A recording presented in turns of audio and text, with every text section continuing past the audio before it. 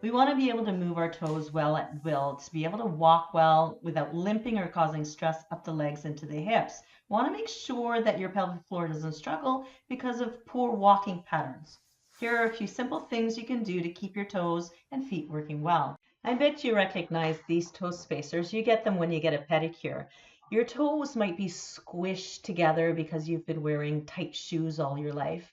And to get your toes to start to move apart, you might need to use these. So I'm going to recommend that you put them between your toes, when you're watching TV or sitting, resting, reading, whatever you're doing. And maybe even during a yoga class, you could have them between your toes. Bit by bit, your toes will accept being spread, and then you can start doing some strengthening to actually will them to move apart. You can simply exercise your toes this way: spread, crunch, spread, crunch. You can do this seated, and you can also do it standing anywhere, anytime.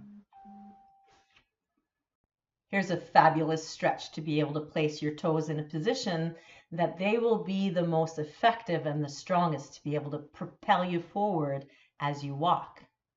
This plantar flexion stretch is a nice counter stretch to the one you just saw before. It's important for the toes to be able to go from one end to the other of the range without any kind of pain or restriction.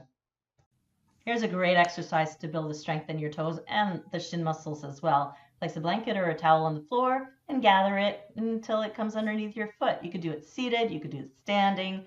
Repeat it a few times a week, and you'll see the strength improve. I recommend that you walk barefoot as much as possible in different terrain. Reconnect with the earth for sure. Get your feet dirty. It's healthy for you.